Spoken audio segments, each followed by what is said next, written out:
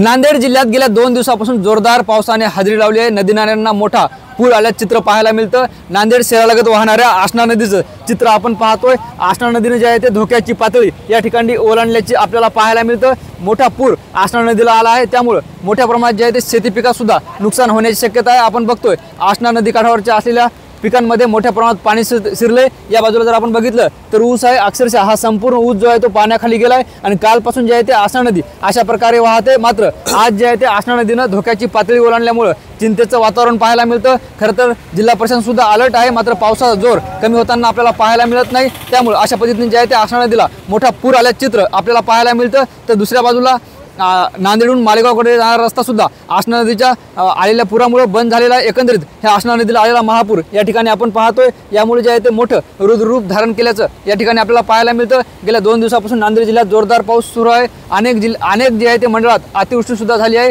त्यामुळे शेती पिकात सुद्धा मोठं नुकसान झालं आहे। त्याचबरोबर किनवट असेल, माहूर असेल, हातगाव असेल, हिमायतनगर असेल या भागात सुद्धा जोरदार पावसामुळे पैनगंगा नदीला, गोदावरी नदीला सुद्धा मोठा पूर आला आहे। गेल्या 2 दिवसापासून नांदेड जिल्ह्यात पावसानं थैमान घातले, त्यामुळे जे आहे ते काही लोकांचा सुद्धा बळी गेला आहे, अनेक जनावर सुद्धा दगावलेत। आता थोडासा पावसाचा जोर ओसरला असला तरी पूरस्थिती मात्र जिल्ह्यात कायम असल्याचे चित्र आपल्याला पाहायला मिळतं। लवकर पाऊस ओसरावा अशीच जी अपेक्षा आता नांदेडकर व्यक्त करताना आपल्याला पाहायला मिळतात। ज्ञानेश्वर लोंढे, TV9 मराठी, नांदेड।